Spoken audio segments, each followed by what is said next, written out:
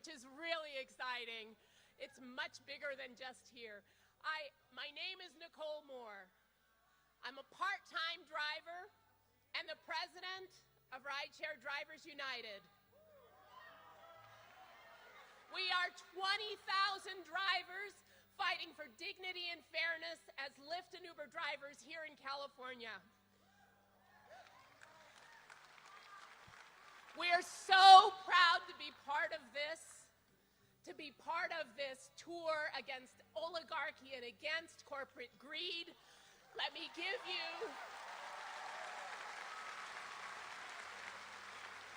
just a window into our world. As drivers, we work in the belly of the beast, at the crossroads of corporate greed and algorithmic management, which is robots managing you. We are the future of work, and we can tell you as it is now, it is not freedom, it's a trap. When I was a kid, I watched the Jetsons. Do you remember that? George Jetson, at the end of the day, would put his feet up because the robots were doing the work. It was actually making his life easier. But that's not what's happening. Instead of freeing us, algorithms and AI are making us work harder, longer, and for less money.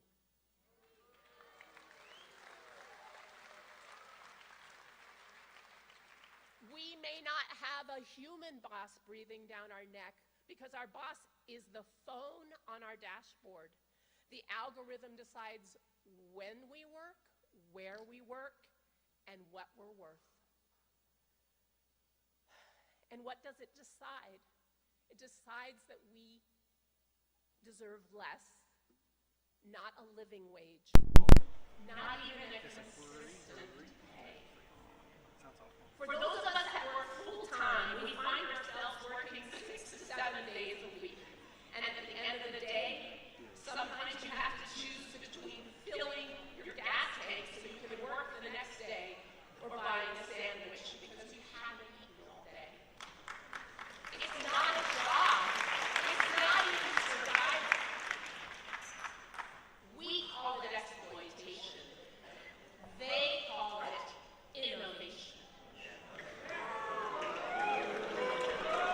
And when we stood up and demanded our basic labor rights under California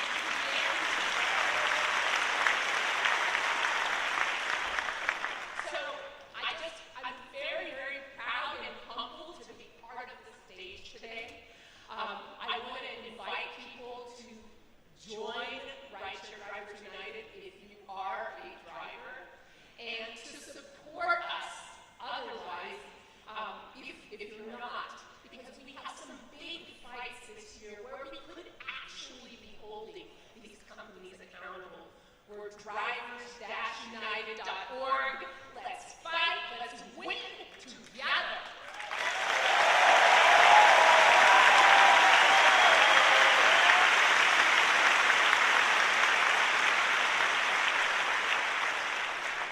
Shout out to my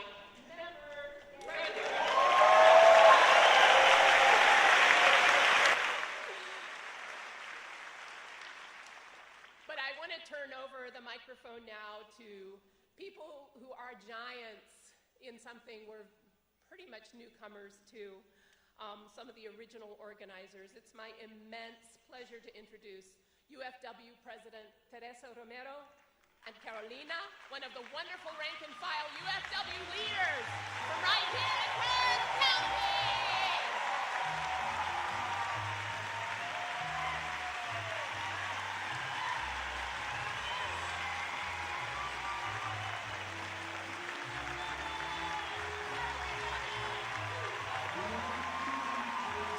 ¡Se puede! ¡Se puede! ¡Sí se puede! ¡Sí se puede! ¡Sí se puede! ¡Sí se puede!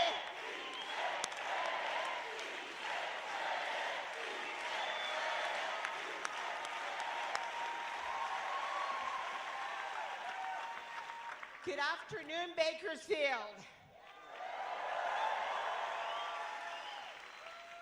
It is an honor to be here today, standing together in solidarity, fighting for all workers.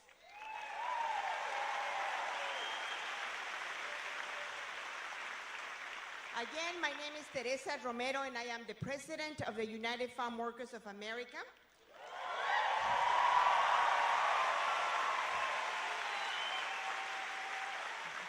The nation's oldest and largest labor for agricultural workers, founded by Cesar Chavez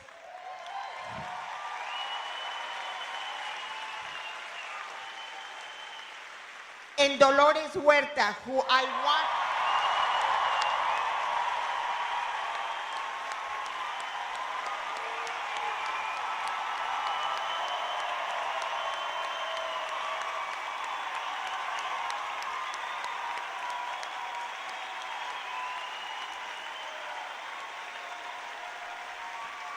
Thank you, Dolores, thank you.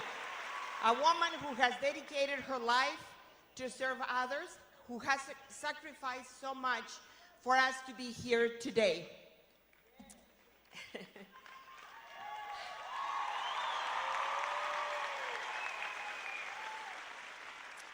You know, the UFW was founded over 60 years ago, just 30 miles up Highway 1999. The union was born right here in Central Valley, right here in Kern County.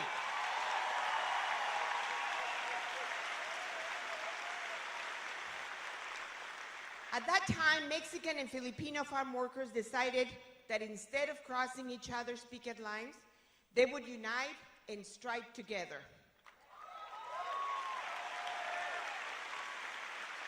Our union was born in that moment of solidarity. Divided, these workers would have gotten nowhere, but united, we won.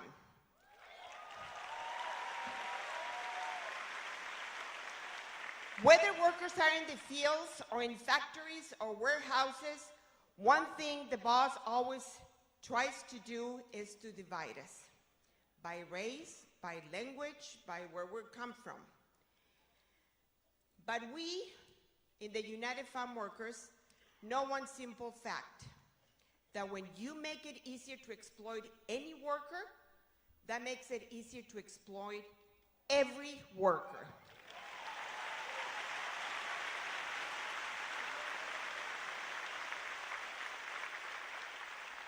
Right now, that is what the Trump administration is doing to our community. Yes, boo, yes, yes. Donald Trump's attacks on immigrants are an attack of the entire working class.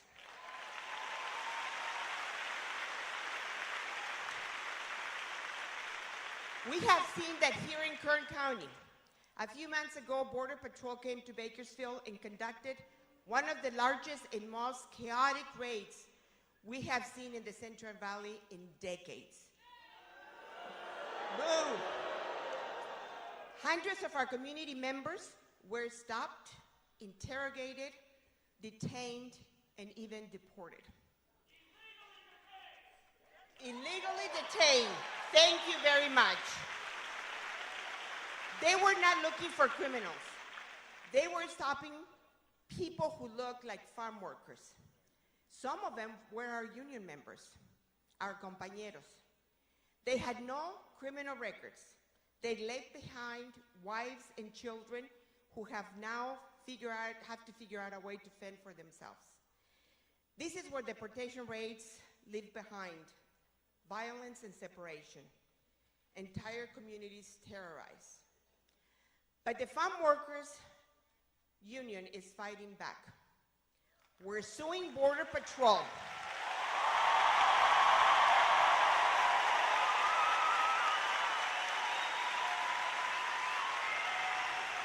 We are suing the Trump administration over their unconstitutional show me your papers registry. And we're going to fight like hell if they come for farm workers, wages, and worker protections. Let's be clear about one thing. Donald Trump and his billionaire friends, they want us to be afraid. Because the bosses know that when workers are afraid of federal agents, they're also less likely to report wage theft or unsafe working conditions or to organize. That is the dirty secret of why so many rich ranchers and growers support Donald Trump. They know their workers are undocumented, and they want to make sure that those workers are so afraid that they will not stand up. Shame.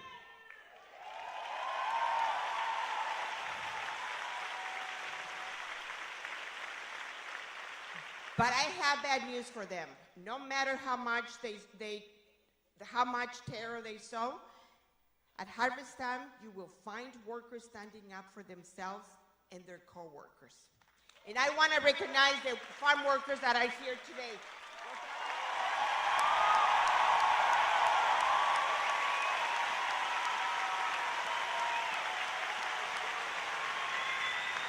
These are the men and women that put food on our tables every single day.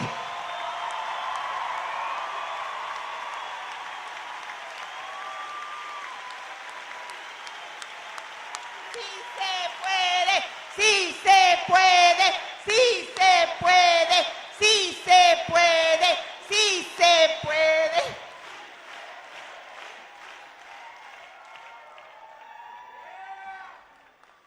Now I want to introduce to you one of those workers. Someone who stood for herself and taught other workers how to stand up too. She's a hero, a fighter, a mother, a farm worker. In 2016, she led over 600 of her fellow workers on a 3-day strike to win their first ever UFW contract.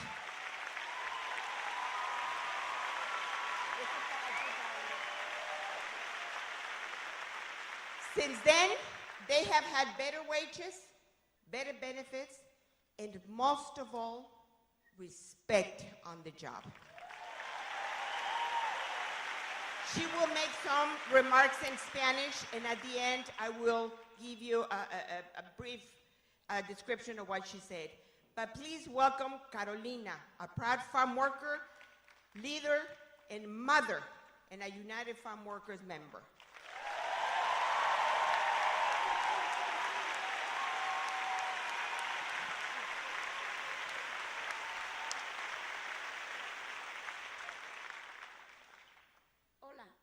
Muchas gracias. De antemano les ofrezco una disculpa porque de mi trabajo me vine para acá.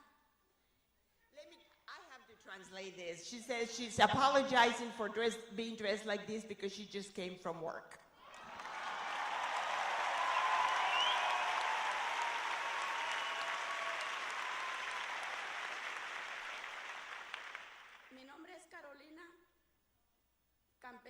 desde el 2002. Llevo más de 2 décadas trabajando en los campos del condado de Kern. Yo vivo en Deleno, cerca de donde se inició la Unión de Campesinos.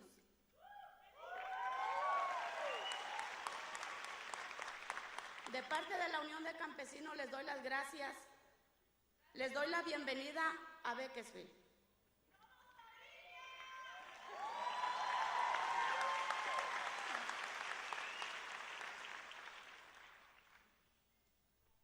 Estas son mis manos, manos con las que les han llegado uvas, blueberry, pistachos, por más de 20 años.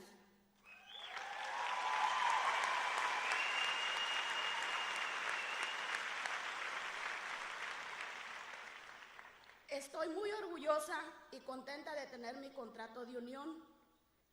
Tuvimos que pelearlo, tuvimos que entrar en huelga. Muchos tenían miedo, muchos no querían hacer enojar al ranchero, porque todos tenemos familia y todos tenemos biles que pagar. Pero más fuerte fue más fuerte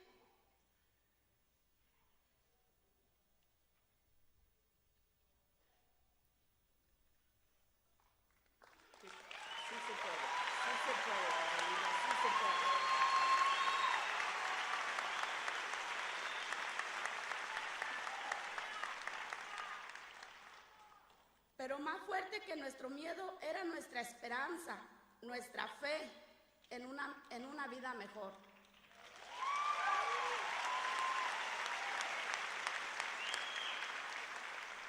Durante 3 días estuvimos en huelga. Al final el ranchero firmó un contrato con nosotros. Desde que yo me metí a la unión, mi pensamiento cambió. Antes yo trabajaba como burro, yo trabajaba de sol a sol,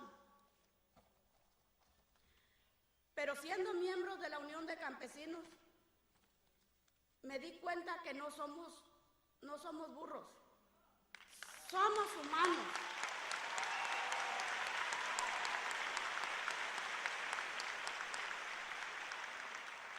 Y valemos mucho más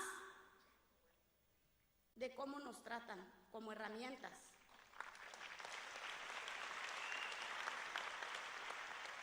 Ahora vivimos mucho mejor. Antes trabajaba de lunes a domingo, ahora trabajo de lunes a viernes.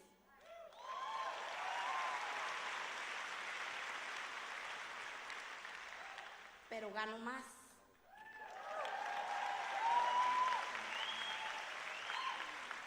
Cuando no tienes un contrato de unión, no tienes un trabajo seguro.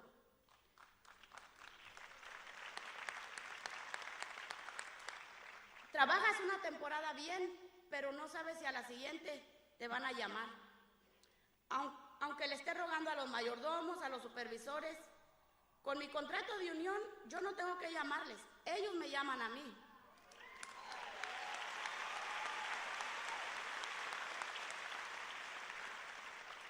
Antes no tenía tiempo para mi familia. Es bien importante la familia. Yo tengo 7 hijos.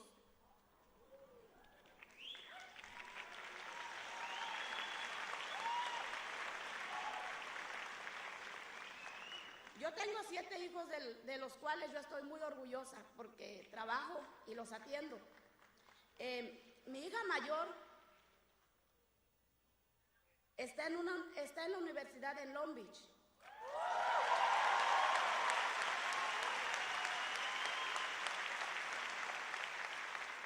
Ella está estudiando para ser maestra.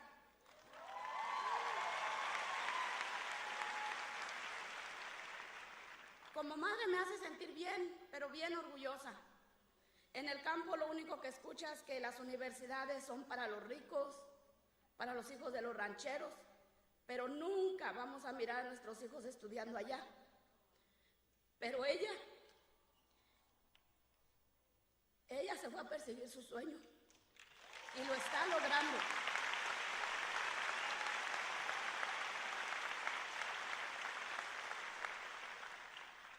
ahorita mi hijo se va a graduar de la high school. Él se va a unir a la Guardia Nacional. Me hace sentir bien orgullosa.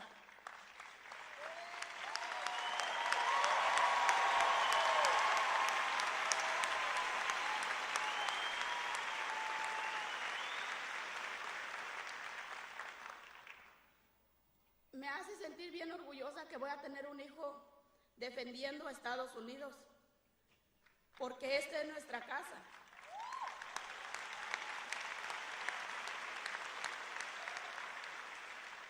Deleno es nuestra casa, América es nuestro país, aunque no lo quieran reconocer.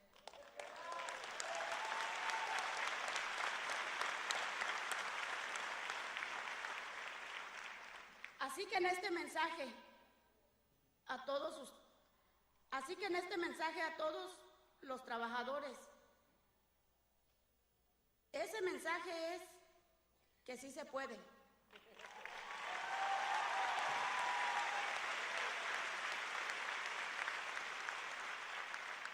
Sí se puede luchar, sí se puede ganar una unión, un mejor sueldo, una mejor vida, un mejor mundo. No tengan miedo a los patrones, a los ricos, a los políticos. Sí nos pueden lastimar mucho, nos han lastimado mucho, pero nunca va a mejorar nada si nosotros no nos hacemos responsables de organizarnos.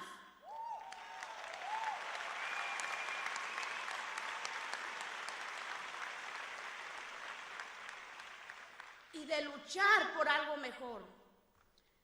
Yo tengo mucha fe en que este país va a ser un país bueno para la gente trabajadora.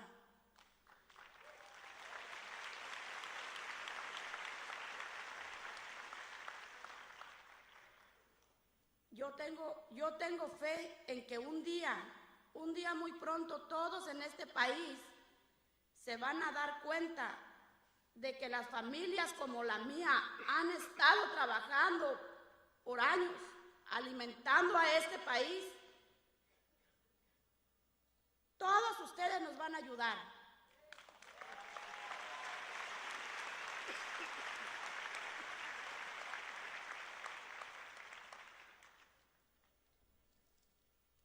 Tomen en cuenta y los invito a reflexionar un poco en el sufrimiento de una madre dejando a su pequeño para ir a trabajar.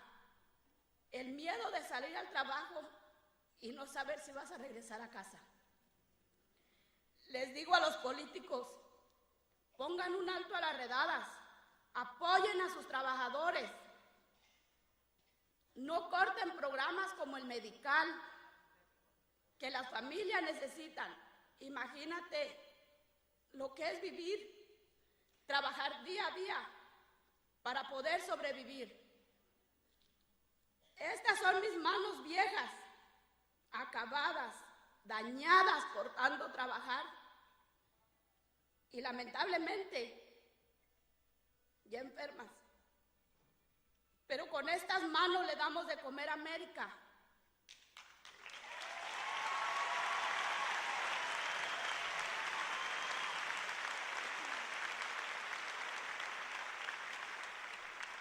Y con estas mismas manos yo lucho por un sueño americano mejor. Sí se puede, compañeros.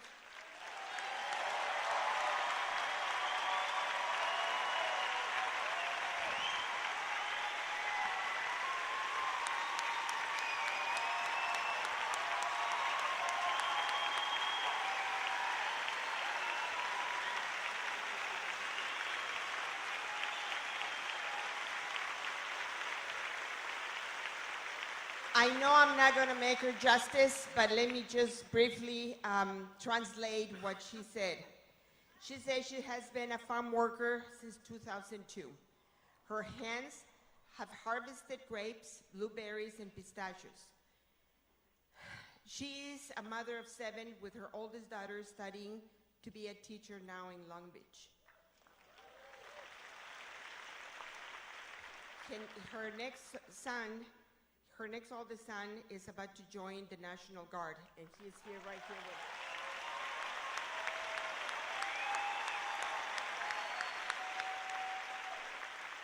They are pursuing their American dream. She's proud to be and happy to have a union contract, but they had to fight for it. They were on strike for 3 days.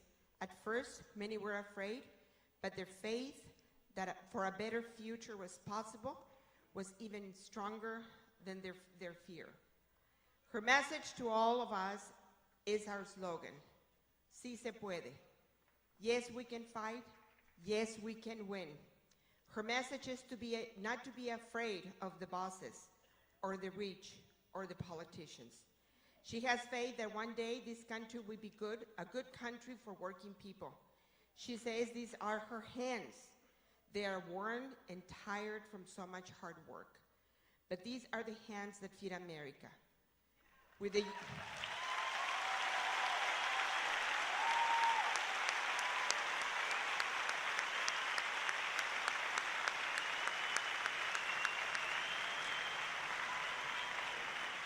From the cities to the fields, we will build a country that works for working people, where the workers who feed us all every day can afford to put food on their own family's tables, where everyone can get to see a doctor when they need one, and where no family has to live in fear or being separated. Gracias, en Sí se puede.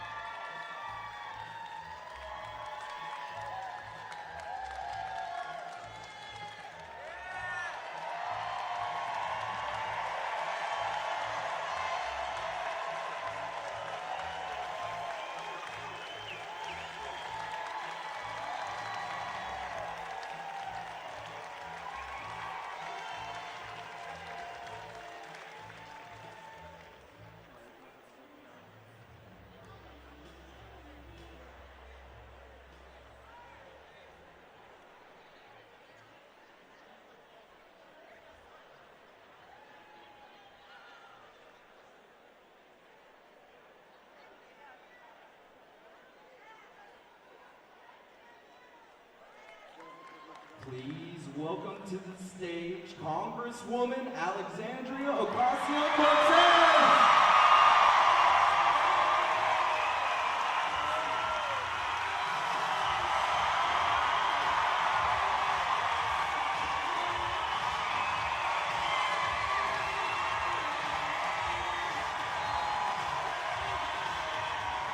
Hello, Bakersfield!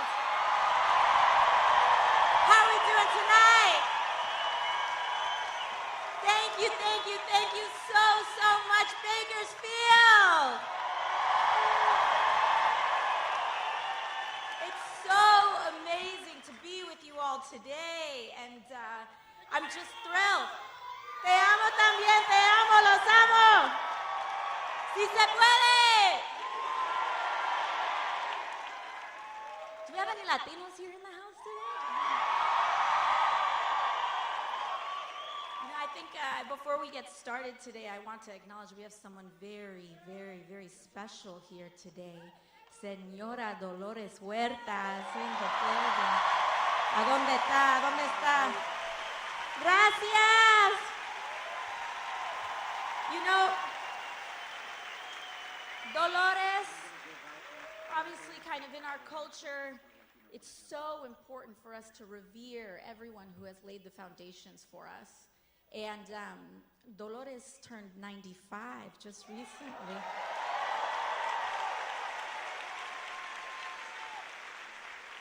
Does anyone know how to sing happy birthday in Spanish? We'll do that maybe at the end. But thank you all so much again, and it's just such a thrill to be here today in Bakersfield, and I want to thank each for making the effort to be here today. I know it's not easy. You all took the time out of your days. You made the time. You carpooled. You figured it out. All for us to be here in community today. And that is the true power of the moment. Because it's not just about me or about Bernie, it's about you all coming together in this space as we prepare for our future. So thank you. My name is Alexandria. Some of you may know me as AOC.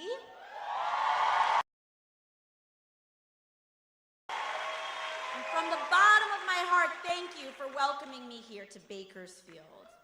And we are all, thank you, and we are all here together today because we share in the frustration and heartache that comes from watching those in power actively tear down or refuse to fight for everyday working Americans like us.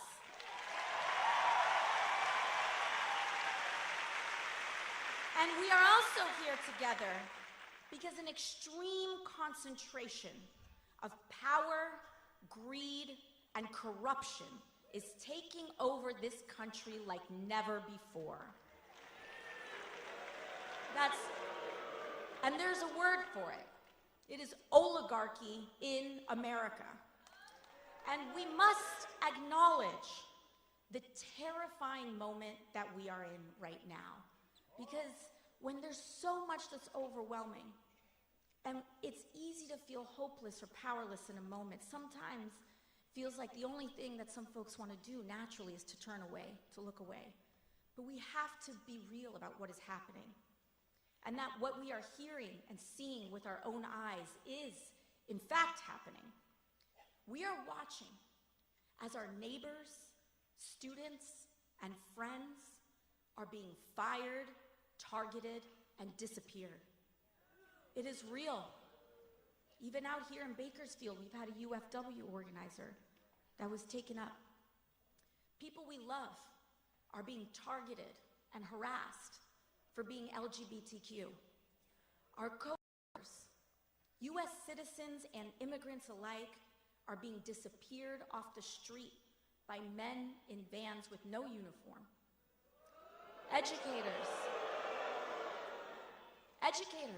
our teachers, fired for teaching American history accurately, and activists are being detained with no charge or evidence for using their First Amendment rights, especially if those First Amendment rights are being used to speak up for Palestinians and to end the war in Gaza.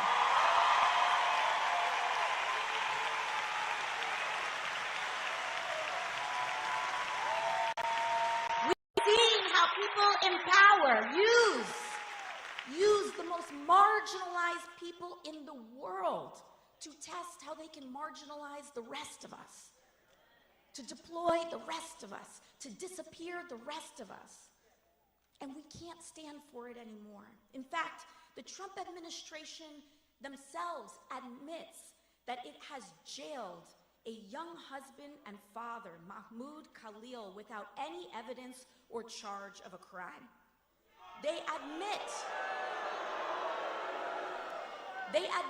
that they have thrown him in a cell thousands of miles away from his family because he attended a protest. And they admit that they are detaining him for the content of his speech and nothing more. Donald Trump's detention of Mahmoud Khalil for his speech is anti-American. And we demand his release, along with the release of Rumeisa Ozturk, who he is also jailing for writing an op-ed in her school paper. This is how they test the waters, Bakersfield, by first going after activists such as these so that they can jail them for their speech, and then they will jail the rest of us for speaking up for immigrants, for speaking up for women's rights, for speaking up against this administration in any way, shape, or form. We demand their release because we do have power in this moment. All of us do. Everyday people do. And it will never, never just be institutions and officials alone that uphold our democracy. It will always be the people, the masses, who refuse to comply with authoritarian regimes, who are the last and strongest defense of our country and our freedoms. You, Bakersfield. We know that a better world is possible, and we are willing to do something about it. But to get there, we have to be honest about how we got to where we are right now. Because this moment did not come out of nowhere. It has been a long time coming. The destruction of our rights and democracy is directly tied to the growing and extreme wealth inequality that has been building in America for years.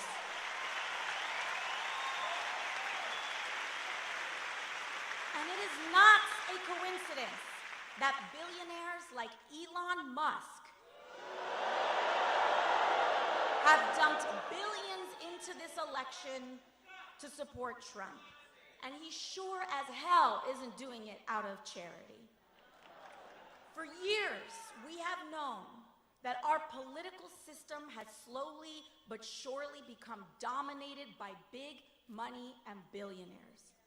Time after time, we've seen how our government and laws have been more responsive to lobbyists and corporations than to the will of everyday people and voters. And we also know that the agenda of dark money to keep wages low and loot our public goods to give to the rich is deeply unpopular with the people across party and background. Just look at what Republicans have been quietly doing in Congress, including your congressman out here, Representative Valadao. They've been voting to advance cuts on hundreds of billions of dollars from Medicaid and veterans benefits so that they can take that money and give it to billionaires in the form of tax cuts and sweetheart government companies like SpaceX and Blue Origin. And again, Bakersfield, you know who voted for that? Congressman David Valadao. He knows that that's not what you want. He knows it is deeply unpopular, and he knows that it hurts the people of Bakersfield. But he is not there to serve the working families of this community. He is there to serve himself and the billionaires who support him and the Republican Party. But he also knows that the only chance that they have to get away with such a deeply unpopular agenda is to stoke deep divisions along race, identity, and culture to keep us fighting and distracted. And this has been the big money playbook, not just now, but for decades. And I personally find it especially heinous that in a community like Bakersfield, where we have hardworking immigrant families who have been feeding this country from farm to table, to be represented by a man who enables such hate.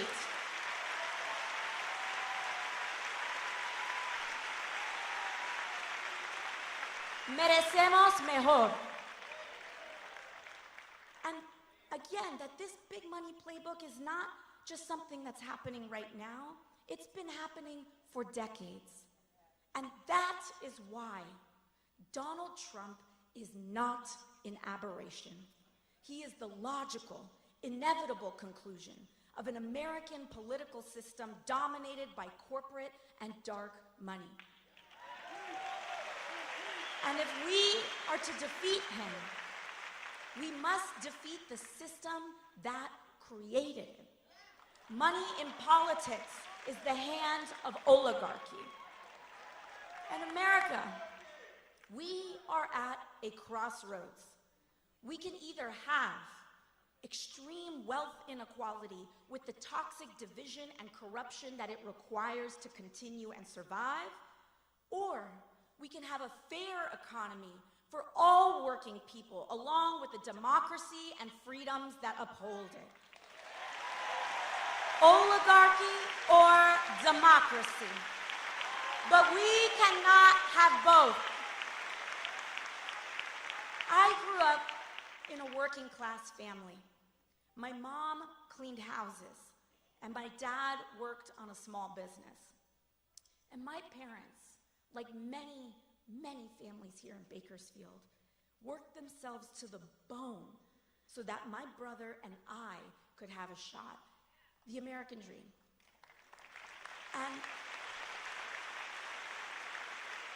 for a moment there, it looked like we may have been able to make it. We had a home, bills that were getting a little less stressful to pay, and I was doing well in public school. And what may have looked like a modest life to others was a dream come true for us. But suddenly, when I was a teenager, my dad was diagnosed with a rare form of cancer. They actually thought it might have been job-related. He spent a lot of time on construction sites. And after a long fight, we lost him.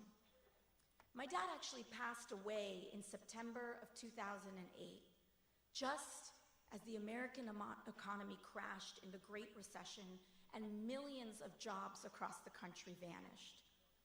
And it felt like the little world of our family fell apart, just as the larger world was falling apart too.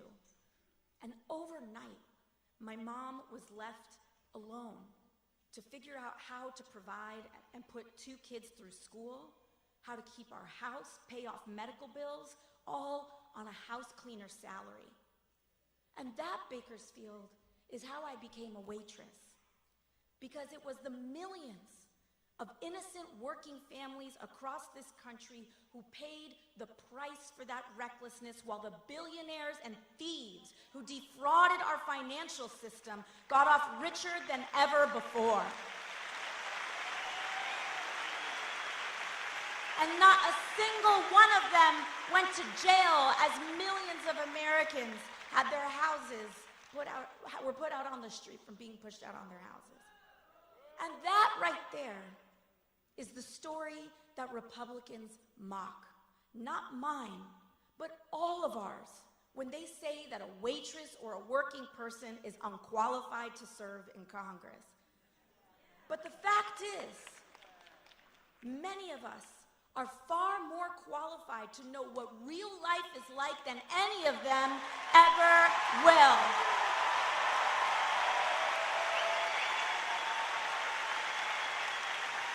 Bakersfield, I tell you this story not because it is special, but precisely because of how common and normal it is. While the details may differ, so many of us know what it feels like for life to be one bad day, one piece of bad news, one setback away from feeling like it's all gonna fall apart. And we're here to say, Bakersfield, I'm here to say that we don't have to live like this anymore.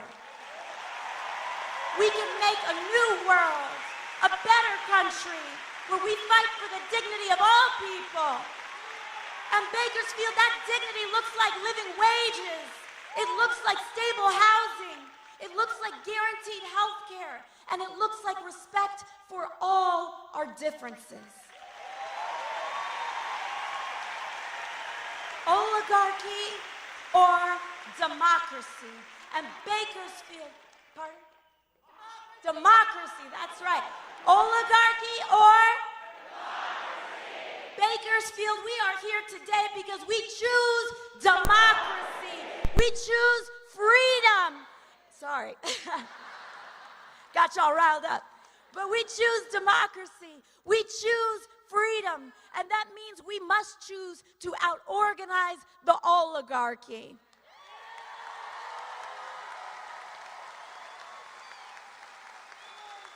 And we must do away with the power of big money.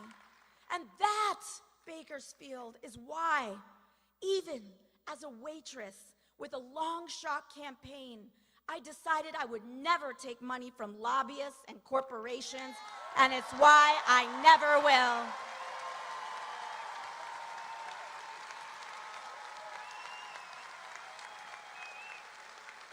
When I first got to Congress, I was genuinely shocked by how the place worked, even having run against dark money in the first place.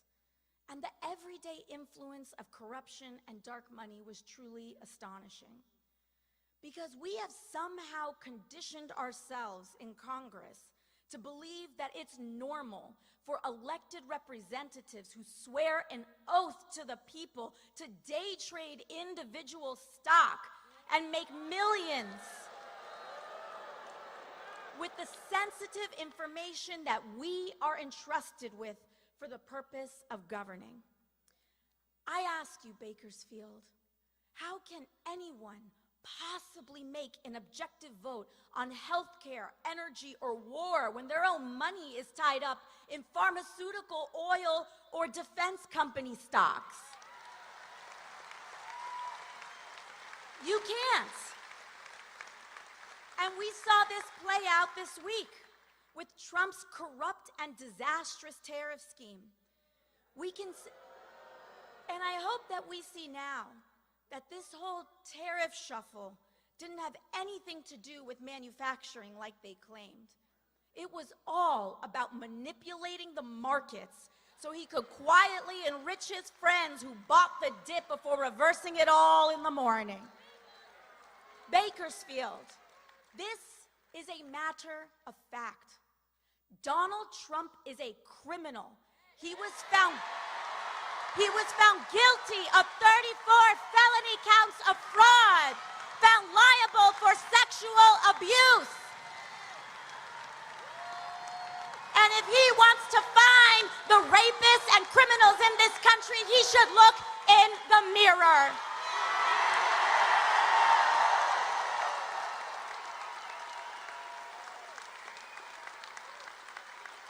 And to be clear, I don't care, and back to the stocks part. I don't care what party you are, Democrat or Republican. It doesn't matter what position you have. Members of Congress holding and trading individual stock is wrong. It is corrosive, it is destructive, and it must be banned.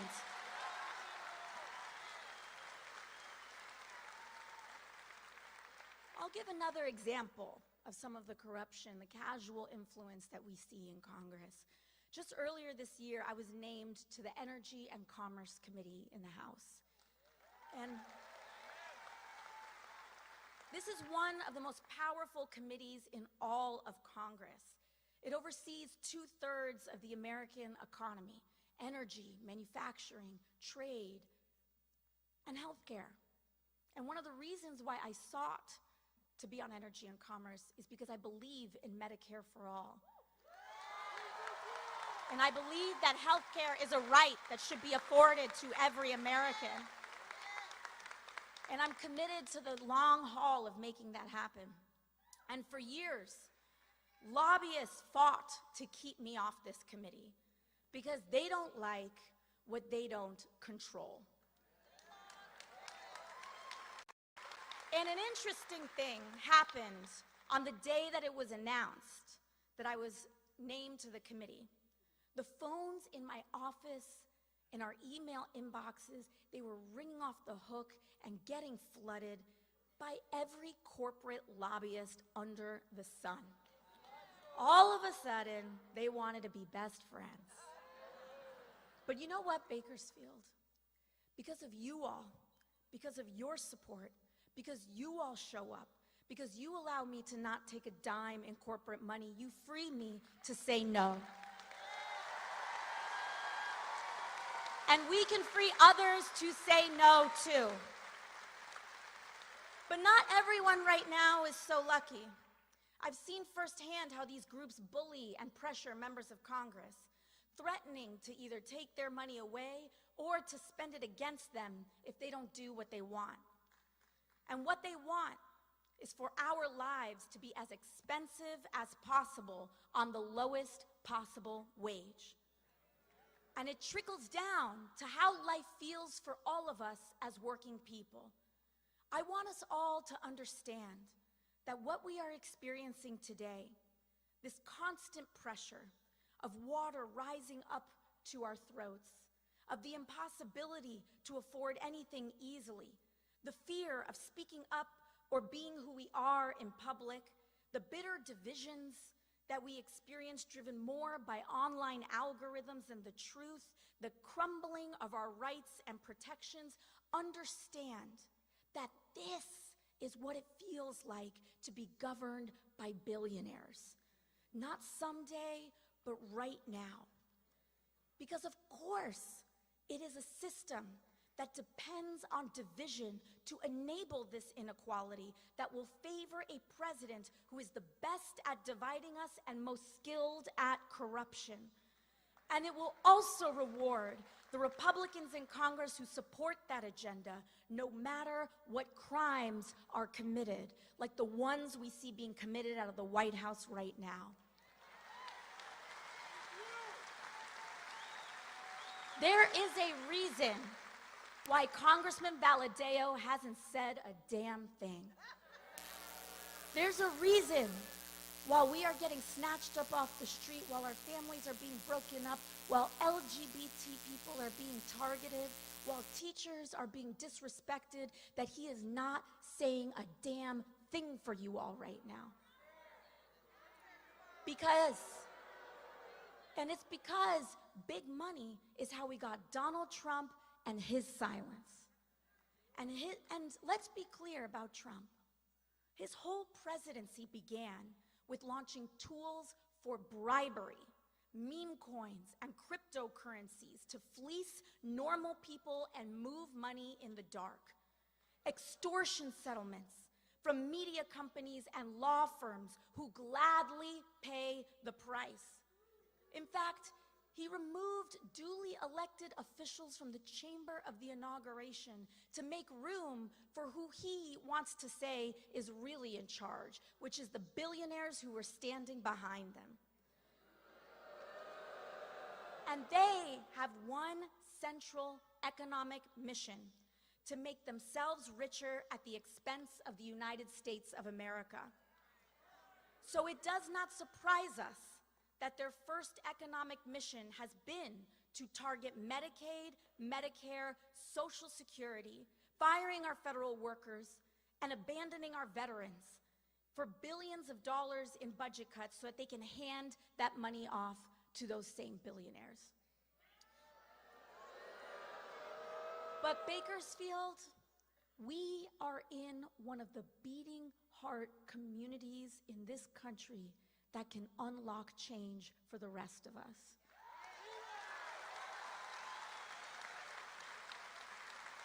Because in order for us to break the dam, we just need 3 Republican members to say no, out of hundreds, 3. And David Valadao is one of the ones who could still do the right thing. And that means it is up to us to organize that pressure, because you all are the true heroes of this story. Because if you all are able to organize, apply pressure, support the Democratic challenger, the challenger for this seat, then we can apply enough pressure to peel off one of those 3 no's, and it can be the people of Bakersfield who save Medicaid for the entire country. That's why we are here today, because we believe that we can win.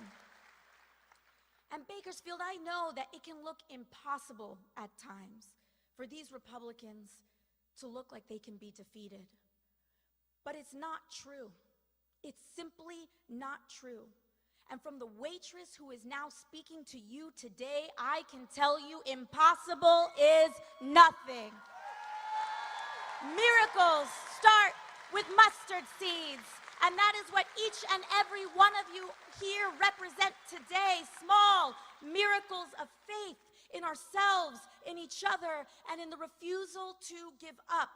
So we are here for the long haul, for the school boards and the community associations, for small business groups and town councils, for public art and gestures of inclusion, and for seats in Congress too.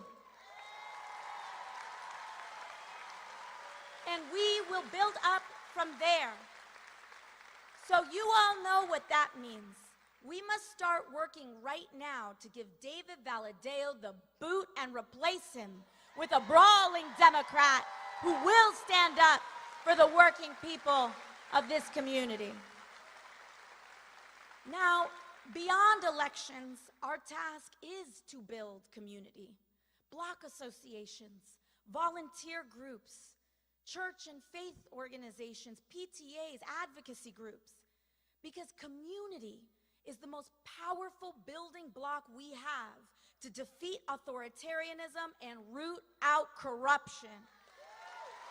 Bakersfield, this is the path to guaranteeing health care to every American, to establishing a living minimum wage, to take on skyrocketing rents and mortgages, to tackle the climate crisis and establish a country where the American dream is actually possible for all of us. So I'll end where I began. We might all come from different places, but we share a lot of the same experiences. And we come from a heritage of organizing too. That's what Dolores here represents today.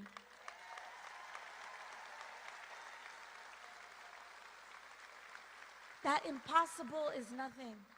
That they say people with no power can never have power. But when we organize, we can change this country. We can open those paths. Sí se puede. So to all of you who came here today unsure of whether this is where you belong, I want to say that you do.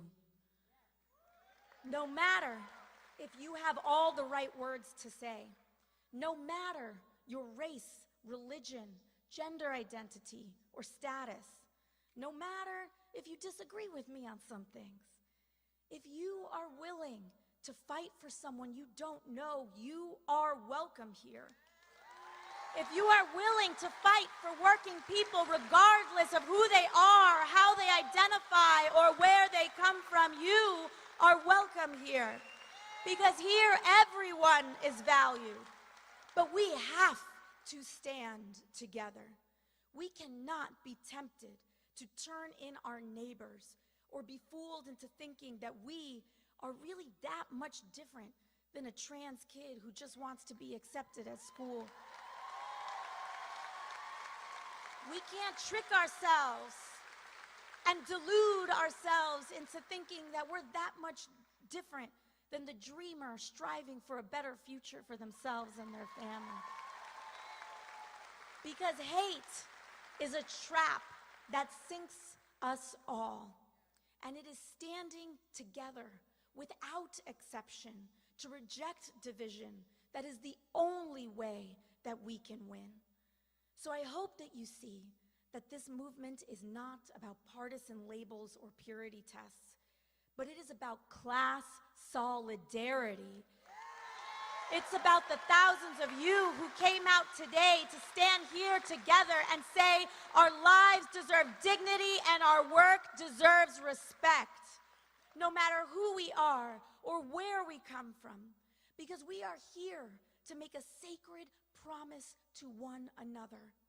Our goal today is to commit to building the kind of country that we all deserve, and we will make that promise.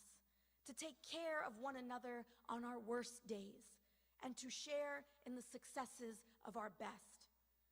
Thank you, Bakersfield, for welcoming me here today. And now it is my honor to introduce someone who has spent his life bringing us together, and that is Senator Bernie Sanders.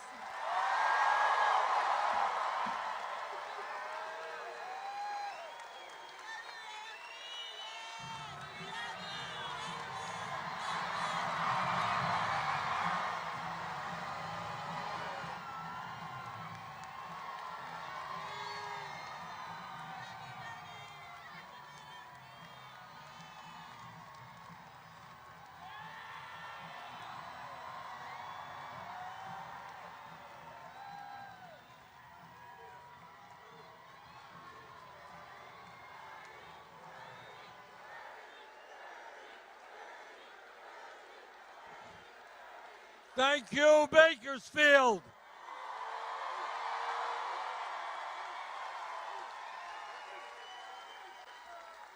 And let me thank Maya Falik, Nicole Moore, Teresa Romero, and Carolina for participating in this event.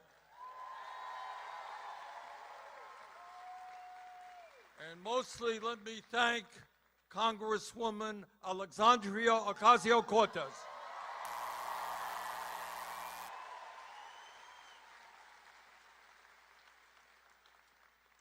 Let me tell you how Alexandria and I ended up here in Bakersfield this afternoon.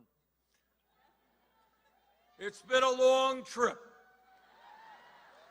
and it started a very, very long time ago, when I was a kid growing up in a rent-controlled apartment.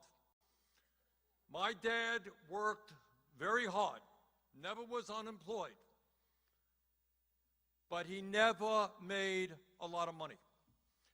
And because he never made a lot of money, there was always stress in my house. How are we going to pay the bills? We lived back then paycheck to paycheck, like many of you.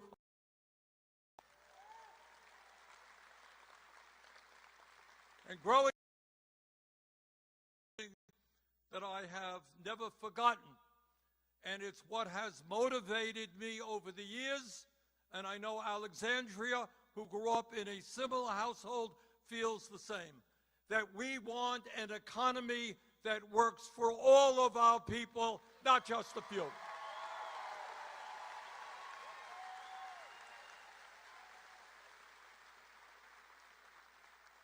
And here is the truth that you don't see much about on corporate television, and you don't hear it all in the halls of Congress. And that is that in the wealthiest nation on earth, you have one man, one person, Mr. Musk, owning more wealth than the bottom half of American households. Today in America, the richest country in the history of the world, 60% of our people, I expect many people here today, are living paycheck to paycheck. Am I right? Let's talk about what that means. A nation, a great nation, is supposed to love its children, is supposed to love and respect its most vulnerable people. And yet we have, in America today, the highest rate of childhood poverty of almost any major country on earth. We have kids who are going to school hungry. We have kids who live in cars with their working parents. We have in America today a situation where mom and dad both go to work. Who's going to take care of the kids? Well, our child care system today is wildly expensive. Is it not? In my state of Vermont, it costs $20,000, $25,000 for one kid in child care. If you're making $40,000 or $50,000 a year, how can you afford child care? You can't. We have, in terms of our kids, the kids who want to get a higher education, millions of wonderful kids, bright kids, cannot afford to go to college at a time when we desperately need a well-educated workforce.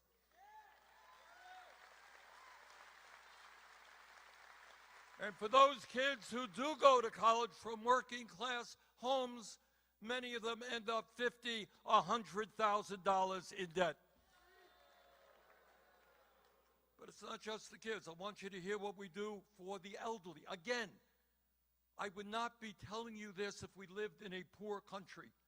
This is not a poor country. The richest country in the history of the world, 22% of our senior citizens are living on $15,000 a year or less. I don't know how anybody can possibly live on $15,000 a year or less. Half of seniors are trying to make it on $30,000 a year or less. And all over this country, it's not just the children, it's not just the elderly. You got millions and millions of people are working for starvation wages. People cannot afford housing. People cannot afford the prescription drugs they need. People want to buy good food for their kids. They go into a grocery store, price of the food is off the charts. Half of the people in America, if you can believe this, half of the people in America are actually in debt right now. Anybody here have credit card debt? People have no money, they go into debt. And what is the interest rate you're paying on credit cards? 20, 25%? 30%? 40%, my God. We have, again, in the richest country on earth, so many of our people are struggling while the people on top have never, ever had it so good. Today in America, it's not just that one guy, can you imagine, one person owning more wealth than the bottom half of American households? That is insane. me tell you something about these oligarchs. You all know what oligarchs are? Oligarchs are people who have a serious addiction problem. All right. We all know people who are dealing with drugs, right? We know people who are dealing with alcohol, right? People who smoke too much, right? You know what the addiction is of the oligarchs? Greed. It's unbelievable. You would think that if you had $10 billion, it might be enough, right? You might just have enough to get by. You know? But these guys want more and more. And what is really ugly is in order to go from 10 to 20 billion or 50 billion to 100 billion, they are prepared to step on anybody who gets in their way. So right now, as Alexandria mentioned, right now, in the Congress, there is work, legislation being prepared, which, if you can believe it, will cut Medicaid by $880 billion.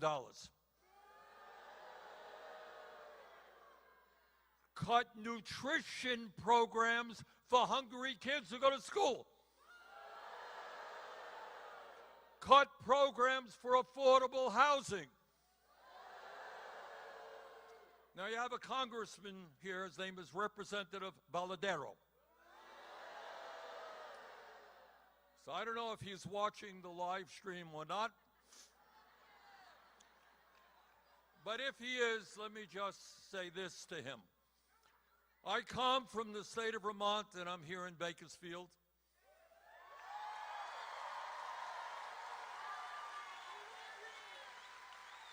Alexandria comes from New York, and she is here in Bakersfield. Now, Mr. Congressman, you live in this district. Why don't you show up at a town meeting like this?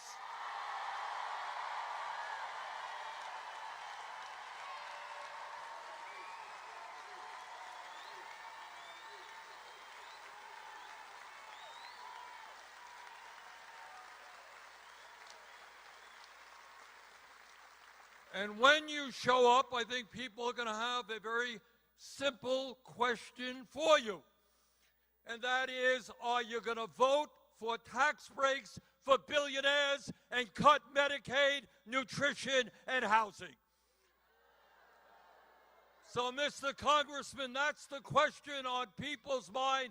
Have the guts, show up, and answer that question.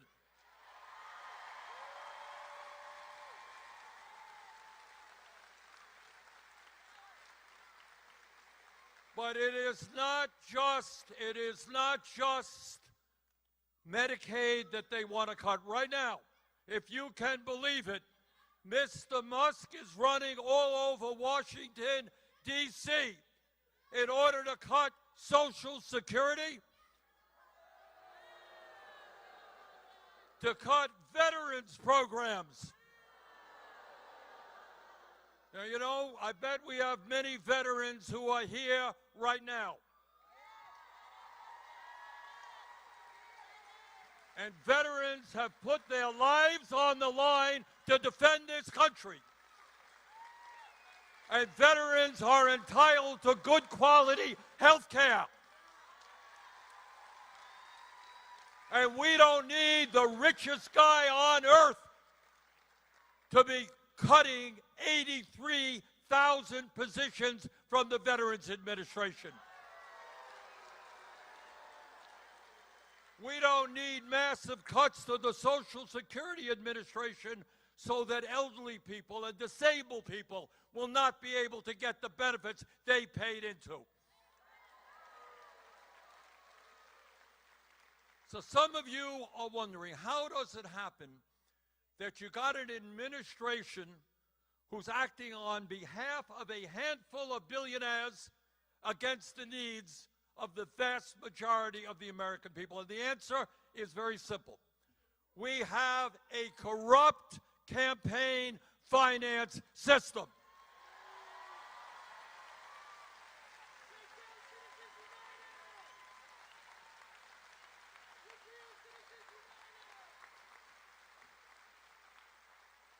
So here's a piece of information I want to give to any of you who are interested.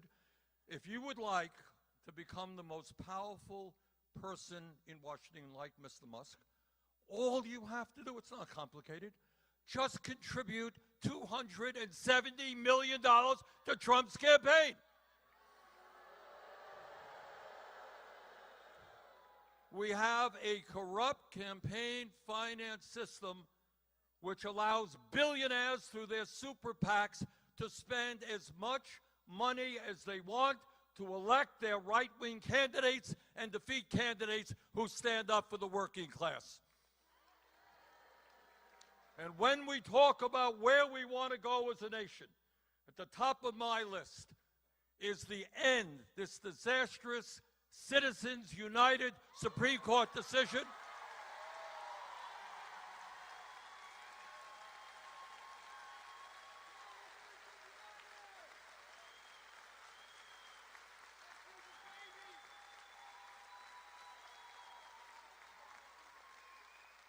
And move to public funding of elections.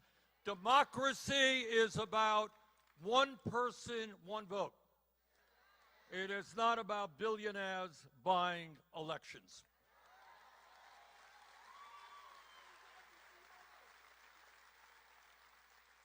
But brothers and sisters, it is not just in a rigged economy that we have to worry about today.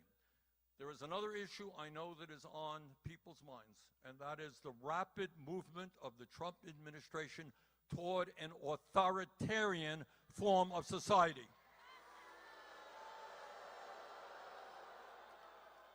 You know, the people who wrote our Constitution back in the 1790s were nobody's dummies. They were smart guys. They had just fought a revolutionary war against the most powerful person on earth, the King of England. And this guy was an autocrat. He had all the power. So these guys are writing a new constitution for a new country, and they say, you know what?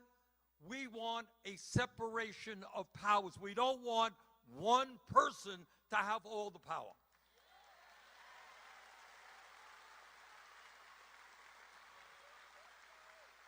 So they created an executive branch, the president, a legislative branch, House and Senate, and a judicial branch, our federal courts.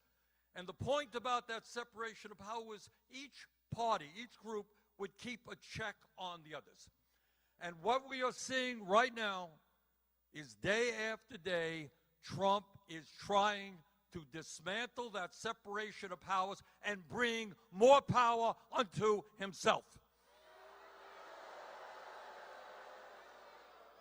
Well, Mr. Trump, we overthrew the King of England in 1770. We are not going to allow you to become the new king here.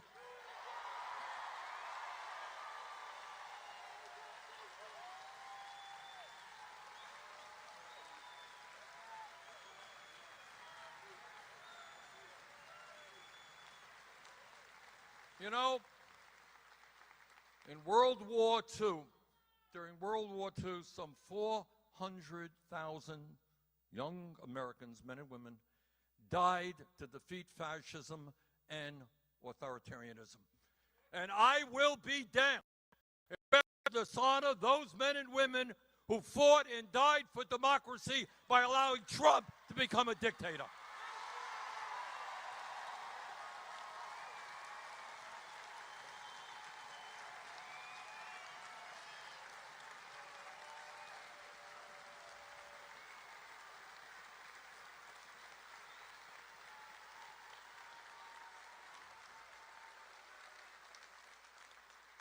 Our job is to rally the American and to defeat Trumpism.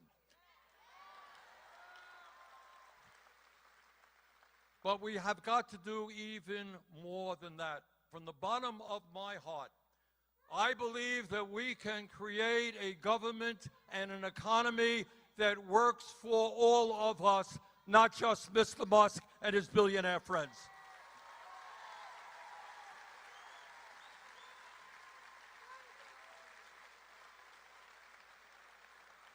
In America, no worker should be working for starvation wages. Let us raise the minimum wage to a living wage.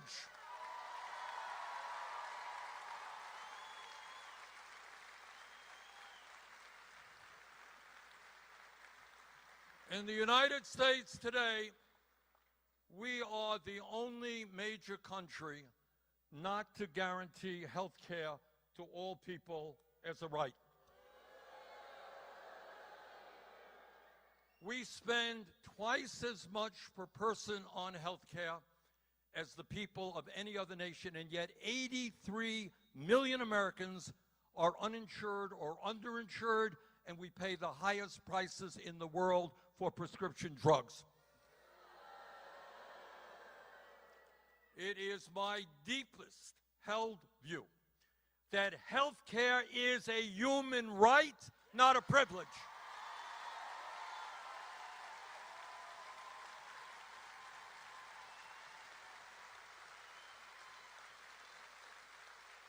The function of health care is not to make billions in profits for the drug companies or the insurance companies. It's to provide quality care for every man, woman, and child in America.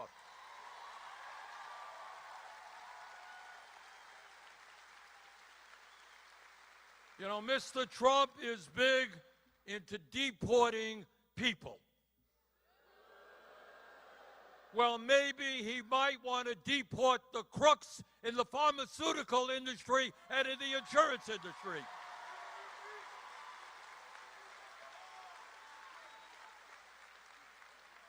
Right now in America, we have from coast to coast a major housing crisis. 800,000 Americans are homeless. 20 million Americans are spending 50% or more of their limited incomes on housing. Well, maybe instead of spending $1 trillion a year on the military, how about building 5 million units of low-income and affordable housing?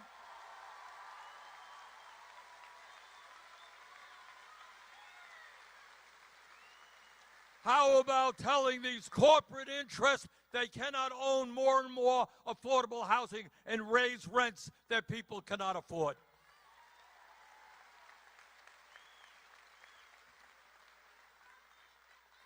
We are never going to have the kind of country we want unless we have the best educated workforce in the world.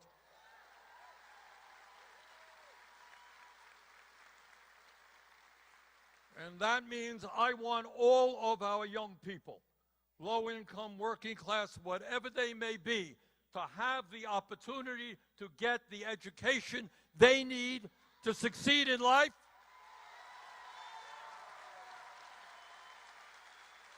And the training they need. We need to rebuild our crumbling infrastructure. We need construction workers who have the training to help us do the necessary work.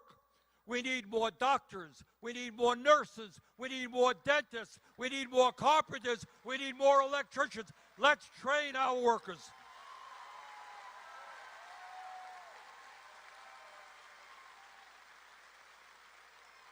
And young people who get the education should not have to go $100,000 in debt. Let us make public colleges and universities tuition free.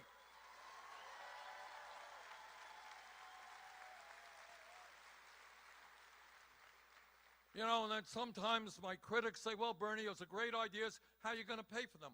I will tell you how we're going to pay for them.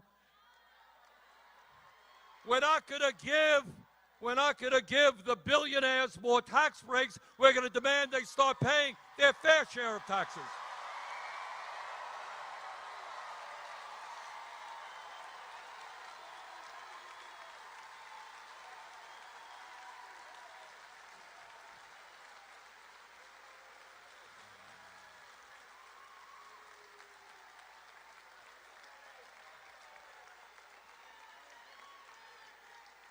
Look, the bottom line is it's not complicated. Politics is not complicated.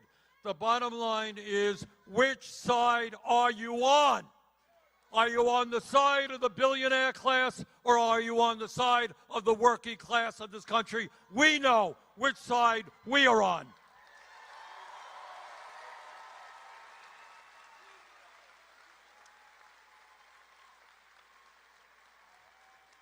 Now, these are tough times for our country, but it's not the first time that we have lived in a difficult moment. I want to read something to you. I want to read something to you, if I might. In 1857, Frederick Douglass, you all know who Frederick Douglass was? He was a great abolitionist, led the effort to end the nightmare of slavery in America. This is what he said. I want you to listen carefully, please. This is what he said.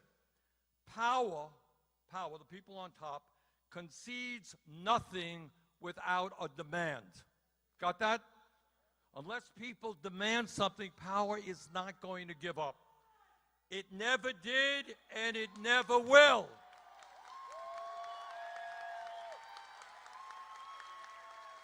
Find out just what any people will quietly submit to, and you have found out the exact measure of injustice and wrong which will be imposed upon them.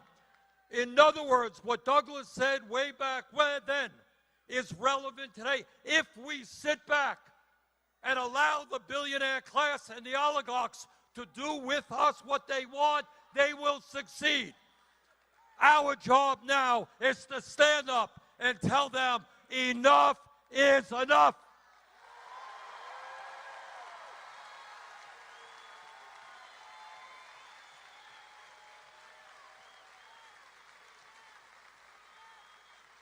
This country belongs to all of us, not just Mr. Musk and his fellow billionaires.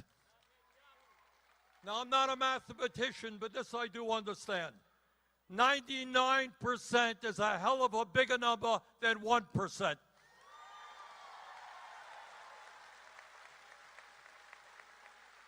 So if we stand together and not allow Trump to demagogue us, to divide us up based on the color of our skin or where we were born or what our language is or our sexual orientation.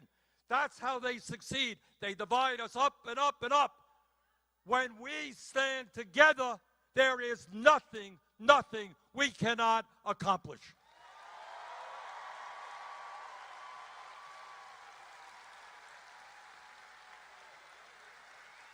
Brothers and sisters, thank you very much.